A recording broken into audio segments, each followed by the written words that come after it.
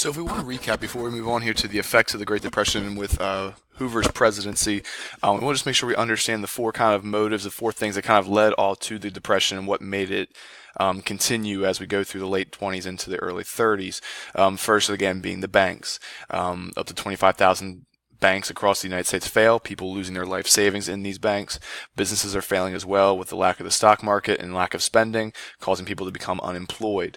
Unemployment peaks around 25%, which increases the amount of people who are losing their homes, their farms, their businesses, which also leads to more banks failing because they cannot pay their mortgages.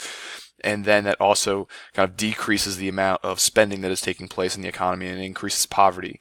Again, all these things are kind of cyclical and they all build off of each other, which creates this kind of huge snowball effect in the economy and a downward turn.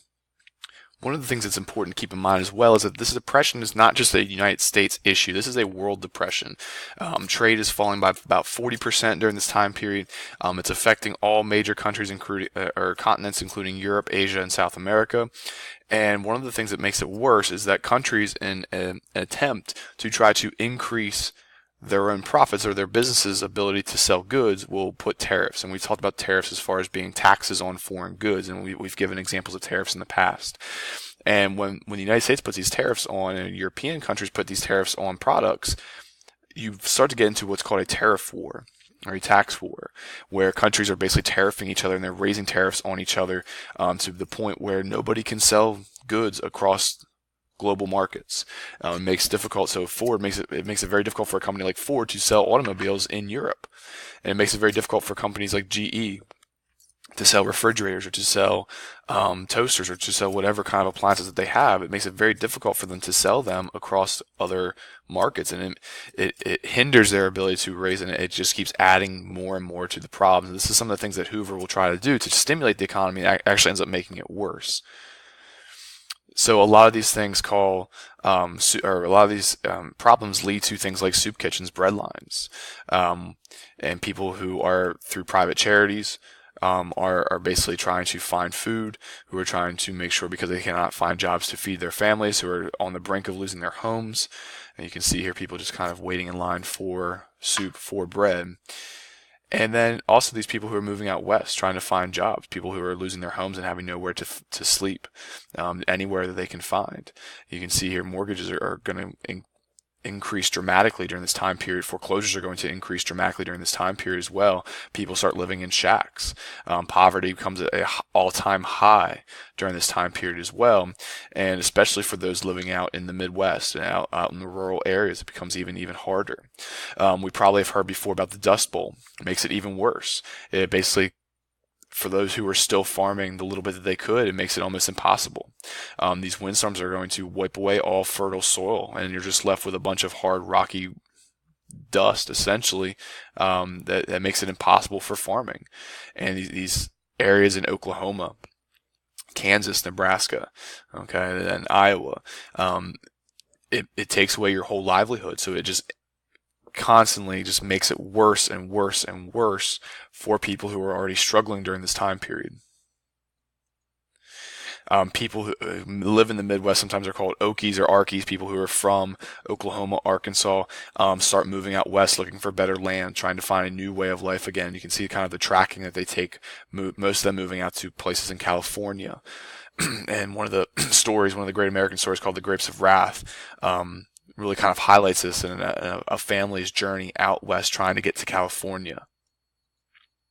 So with President Hoover, it's safe to say that with the economic problems that he is not able to solve through a lack of intervention and also a lack of leadership during this time period, his approval ratings are very, very low.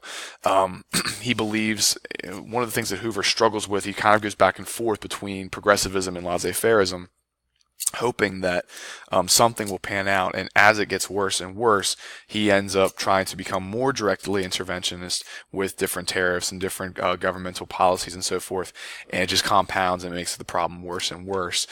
People start to really kind of blame the Depression on him, and with his inability to solve the problems, different things as far as Hoover starts things that Hoover starts creating are almost like a unemployment check system that we would have today, giving government issue relief checks to people.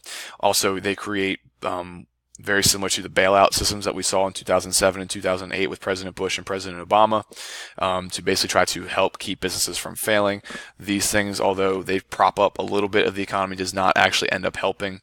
You can see here that as the years go by in his presidency, they start spending more and more money. The budget gets larger and larger, but it's not helping. It's not ending. It's not ending the depression. The government will as well create these public works programs, and the Hoover Dam is one of the more famous ones out west in Nevada. These buildings basically trying to help people get back to work, but it still is not really solving any sort of issues. And although these efforts that Hoover puts in place are not going to end the depression, people tend to blame him for this, and they lose faith in President Hoover as far as being able to end their suffering. And a lot of these major cities, people who are losing houses, they start to settle all in shacks and so forth, in their own areas and parks and so forth, and open spaces in their towns, and they call them Hoovervilles. And you can see this as it almost becomes a disgrace to President Hoover as far as calling them these, because they're not. There's a derogatory term towards his presidency, calling them Hoover hotels. These people having Hoover blankets, essentially sleeping with newspapers. All right, basically blaming him for their problems and sufferings, and their ideas of him not being able to fix the economy. One of the final nails in the coffins then for President Hoover's term, in his first term, is going to be in 1932 with the Army debacle. And this is going to be an instance where a bunch of World War I veterans who are going to march on Washington demanding that they had be paid their bonuses and benefits immediately, that they had not been paid.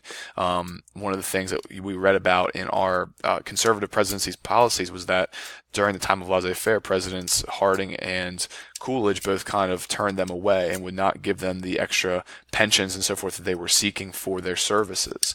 And Hoover just outrightly will refuse to meet with them. And this is kind of seen as a really kind of a black mark as well for not even attempting to meet with them and discuss with them what's going on, or to meet them maybe halfway. And it even gets worse when he takes General Douglas MacArthur, who we'll learn about again with World War II, and he essentially has them use force to basically turn them away. And in this instance, 4 people are going to be killed, thousands will be injured, and it really is, again, like I said, a black mark on Hoover's presidency, and will lead to him not being able to run, or I'm sorry, he will run but not be able to be reelected. And in 1932, he will easily lose the presidency to Democrat candidate FDR, who we'll talk about here moving forward with the Depression as well. But people are going to clamor towards FDR as somebody who they believe will use more government intervention. Again, think about the roller coaster of laissez-faire versus progressivism. And he's going to basically try to solve the Depression with government intervention. And people are going to clamor toward this as because the fear or the feeling was that Hoover was not doing enough. So when you have President FDR coming in saying, I will do more, people are going to turn to that. So this is going to conclude our talks here with the Depression. We will continue our next lecture here with the FDR presidency and the New Deal. Make sure you come in with any kinds of questions, any concerns that you have from this, and we will talk about them in class.